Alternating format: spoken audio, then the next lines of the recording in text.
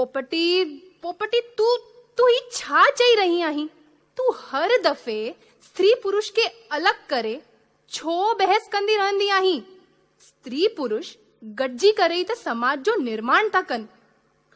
मां भी त ईअं ई थी चवां सरला। स्त्री पुरुष खे मां अलग न समझी रही आहियां।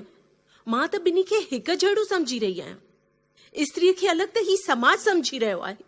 स्त्री माना हेठ, स्त्री माना कमज़ोर, स्त्री माना मर्यादाउनि जो पालन कंदड़। पर इन में ग़लत छा आहे? इहो ई त असांजा वॾा चई विया आहिनि। ग़लत आहे सरला, ग़लत आहे।